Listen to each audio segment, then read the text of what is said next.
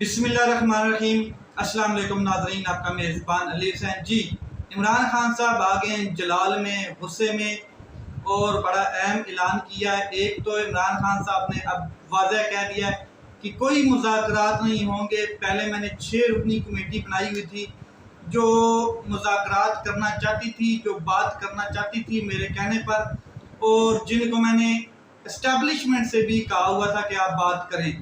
اب کسی قسم کے کوئی مذاکرات نہیں ہوں گے۔ ہر قسم کے مذاکرات کے دروازے میں بند کرنے کا اعلان کرتا ہوں۔ علی امین گنڈا پور کے بیانات سے جو انہوں نے بات کی ہے، انہوں نے کہا کہ بغاوت کا تاثر کیسے جاتا ہے۔ بتایا جائے کہ جو علی امین گنڈا پور نے تقریر کی ہے اسلام آباد کے جلسے میں، اس سے بغاوت کا تاثر کیسے گیا ہے، کس قسم کی وہ غلط تقریر تھی۔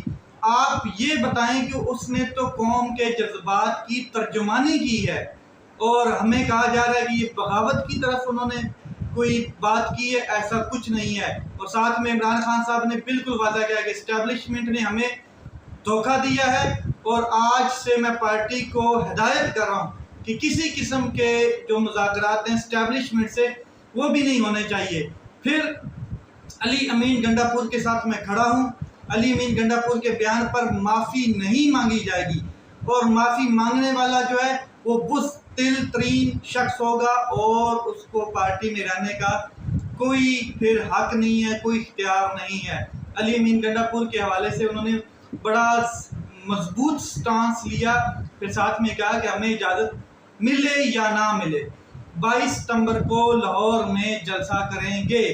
کوئی اجازت دے، کوئی NOC دے یا نہ دے، بھاڑ میں جائے، ہم جلسہ کریں گے، اور عوام کو بالکل کہتا ہوں کہ تیاری کر لیں۔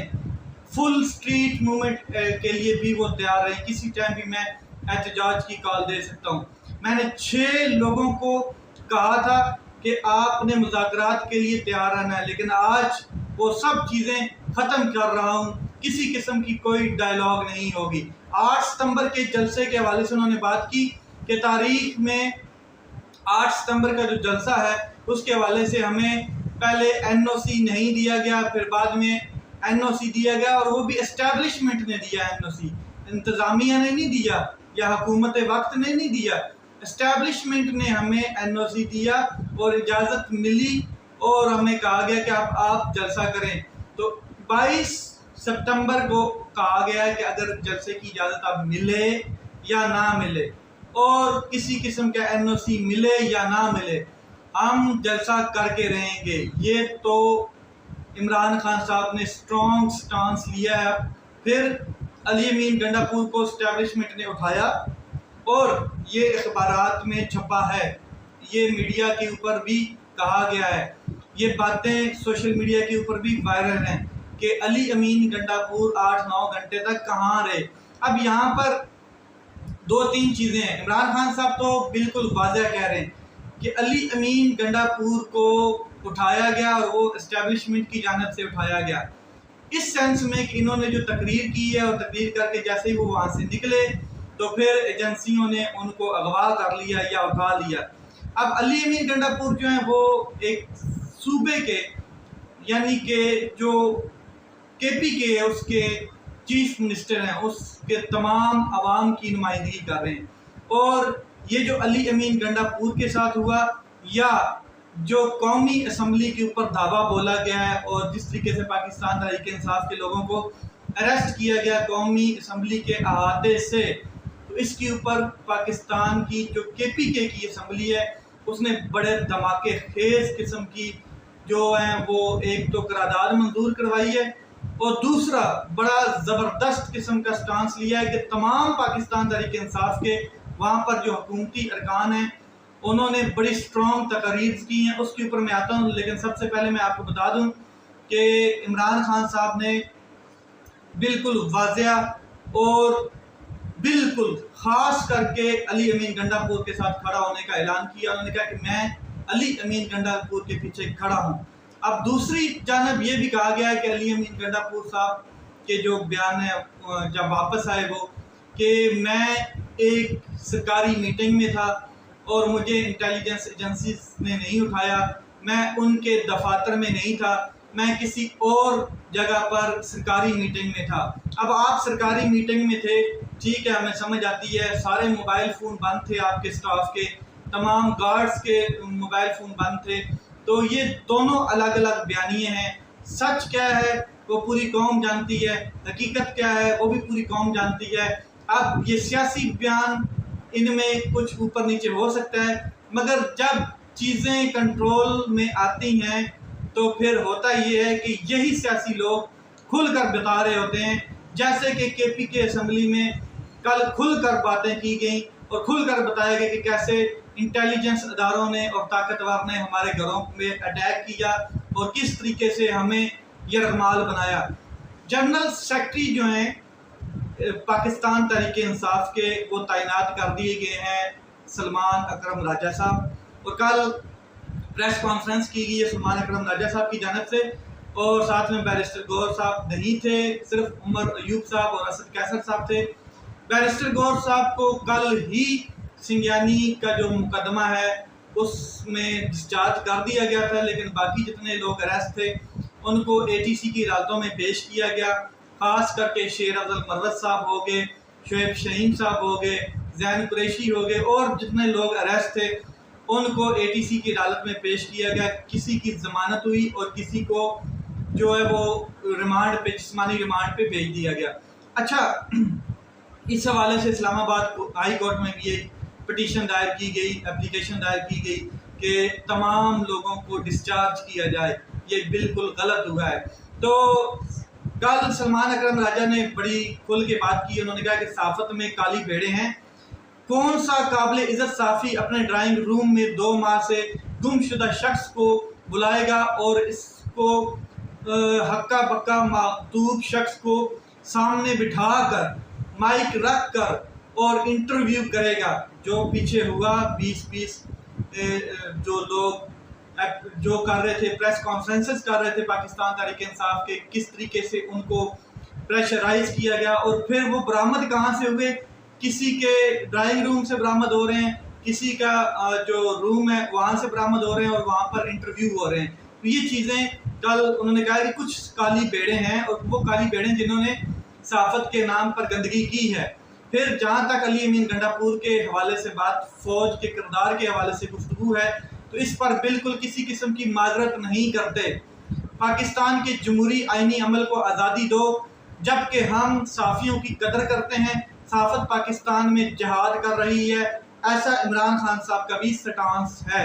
پھر جمعے والے دن پاکستان تحریک انصاف ملک بھر میں پرامن احتجاج کرے گی۔ خدارا پاکستان کو آزاد کر دو۔ جو لوگ سمجھتے ہیں کہ پاکستان کی تقدیر ان کی آگے سرنگوں ہے اور وہ پاکستان کی تقدیر کے مالک ہیں، ہم ان کو کہنا چاہتے ہیں کہ آپ نے 76 سال جمہوریت سلب کرنے میں لگا دیے، آپ نے بلوچ اور پختون کی آواز دبانے میں لگا دیے، آپ نے 8 فروری کو ڈاکہ مارا، اسے چھپانے کے لیے روز غیر آئینی اور غیر قانونی حرکتیں کرتے ہوئے نظر آ رہے ہیں۔ پھر ساتھ میں انہوں نے کہا کہ اس پاکستان میں 1947 سے لے کے آج تک غیر جمہوری طاقتیں جو ہیں وہ کنٹرول کرتی رہی ہیں، اور یہی بات میں اگر آپ کو بتاؤں تو جو سپیکر کے پی کے ہیں، ان کا نام میں آپ کو بتا دیتا ہوں سب سے پہلے کہ وہ بابر سلیم سواتی صاحب۔ بابر سلیم سواتی صاحب نے بڑا کھل کر کل ایک سٹیٹمنٹ دی ہے، اور فلور آف دی ہاؤس انہوں نے کہا کہ 1947 سے اب تک اسٹیبلشمنٹ نے تمام سیاسی قوتوں کو استعمال کیا ہے، اب کوئی بچا نہیں ہے، یہ غلام کر لیا گیا ہے اور غلام کر کے رکھا گیا ہے سب کو، اس لیے خدارا ہوش کے ناخن لیں اور اب باز آ جائیں، اب کوئی ملک کے بارے میں سوچ لیں۔ بہت ہو گیا ہے کہ آپ نے ہر سیاسی شخص کو اور ہر سیاسی تحریک کو اور پارٹی کو غلام بنایا ہے، تو یہ بس کر دیں آپ۔ تو وہاں پر کچھ جو پاکستان تحریک انصاف کے حکومتی لوگ تھے کے پی کے جو پارلیمنٹرینز تھے، انہوں نے سپیچ کی ہے، وہ میں آپ کے سامنے رکھ دیتا ہوں۔ یہاں پر سہیل افریدی صاحب ہیں، انہوں نے بڑی خطرناک قسم کی سپیچ کی۔ انہوں نے کہا کہ ہم جی ایچ کیو نہیں جا سکتے، ہم کور کمانڈر ہاؤس نہیں جا سکتے۔ پھر ان کی جرت کیسے ہوتی ہے کہ یہ پارلیمنٹ کے اندر آتے ہیں اور جمہوریت پر شب خون مارتے ہیں اور جو یہ حرکتیں کرتے ہیں پارلیمنٹ کے اندر سے لوگوں کو اریسٹ کر لیتے ہیں، پھر ان کی جرت کیسے ہوتی ہے؟ اس قسم کے لوگوں کو ڈی چوک میں پھانسی دینی چاہیے تاکہ آئندہ ایسا کوئی کام نہ کرے۔ اور وہاں پر ایک قرارداد بھی بڑی بھاری اکثریت کے ساتھ منظور کی گئی کہ جو شخص، جو ادارہ، جو طاقتور شخص یا فوج یا انٹیلیجنس، لا انفورسمنٹ ایجنسیز، کوئی بھی شخص جو پاکستان کی سیاست میں مداخلت کرے یا پھر جو نمائندے ہیں، سیاسی نمائندے، ان کے اندر مداخلت کرے تو ان کے خلاف کورٹ مارشل ہونا چاہیے۔ یہ ایک بھرپور طریقے سے قرارداد پیش کی گئی اور اس کو پھر منظور بھی کیا گیا۔ اس کے علاوہ ایک شخص نے وہاں پر کہا، امجد علی خان صاحب ہیں، انہوں نے کہا کہ حلفاً کہتا ہوں کہ ISI نے ہم پر ٹارچر کیا، ہم پر چھاپے پڑوائے اور بچوں کو اٹھایا، خواتین کی تذلیل کی۔ میں تمام ورکر کو کہتا ہوں کہ کھل کر بات کریں تاکہ پتہ چلے کہ ان کے نام لیں اور آپ بتائیں لوگوں کو۔ پھر وہاں پر ہمایوں خان صاحب ہیں، انہوں نے تقریر کی، انہوں نے کہا کہ مجھے کہا گیا کہ پرویز خٹک صاحب کی پارٹی میں شامل ہو جاؤ ورنہ تمہارا گھر تباہ کر دیں گے، تمہارے بچوں کو اغوا کریں گے۔ میں نے کہا کہ میں عمران خان صاحب سے عہد وفا کر چکا ہوں اور میں اب پیچھے نہیں ہٹوں گا۔ تو مجھ سے پوچھا گیا کہ اگر عمران خان ہی نہیں رہیں گے تو کیا کرو گے؟ یہ مطلب کہ طاقتور نے 2-2.5 سال میں صحیح کر کے پاکستان کا بٹھا گول کیا ہے اور آج بھی نشے میں ہے، نشیڑی بنا ہوا ہے، طاقت کا نشہ اس کے اوپر ہے۔ اور یہاں پر میں بتا دوں کہ بڑے بڑے فرعون، بڑے بڑے شاداب، بڑے بڑے سکندر جو طاقت کے نشے میں تھے وہ قبروں میں پڑے ہیں۔ یہاں پر ایک اور شخص ہیں، انہوں نے بھی بات کی، سلیم طارق ارانی صاحب ہیں، انہوں نے کہا کہ یہ ووٹ آپ لوگوں کو ملا ہے یا ہمیں ملا ہے؟ اسٹیبلشمنٹ صاحب جو ہیں، اسٹیبلشمنٹ کے بڑے صاحبان، ان سے یہ بات کر رہے تھے کہ ISI ایک پارٹی بنائے اور میدان میں آئے، الیکشن لڑیں اور عملی سیاست کریں۔ یہ ایمان جو ہے وہ تقاضا کرتا ہے کہ اگر آپ عوام کی طاقت سے آنا چاہتے ہیں تو آپ ایک سیاسی پارٹی بنا کر آئیں، بے ایمانی نہ کریں۔ ہر دوسرے دن DGISPR کانفرنس کرتے ہیں اور شروع کرتے ہیں کہ ہم سیاسی نہیں ہیں، ہمیں سیاست سے کوئی سروکار نہیں ہے، اے پولیٹیکل ہیں۔ تو شروع سے لے کر آخر تک عمران خان اور پاکستان تحریک انصاف کے حوالے سے باتیں کر رہے ہوتے ہیں اور ان کو کچھ سامنے آتا ہی نہیں ہے۔ ان کا کیا کام ہے؟ سیاسی جو رہنما ہیں یا پولیٹیشنز ہیں ان کے بارے میں بات کریں، ڈیفنس کے بارے میں بات کریں، دہشت گردی کے حوالے سے بات کریں، جو قانونی چیزیں ان کے حوالے سے بات کریں، فوج کے حوالے سے بات کریں۔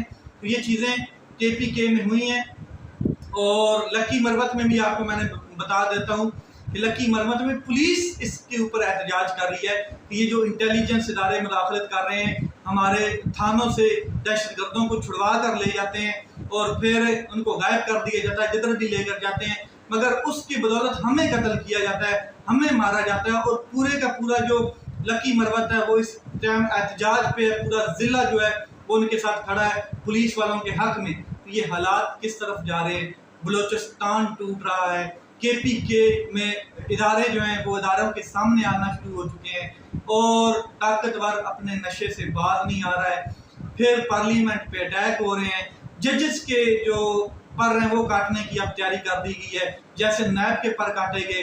اور پھر قاضی فائز عیسیٰ صاحب کو 2 سال اور 3 سال مسلط کرنے کی تیاریاں ہیں۔ یہ ساری چیزیں کس طرف جائیں گی؟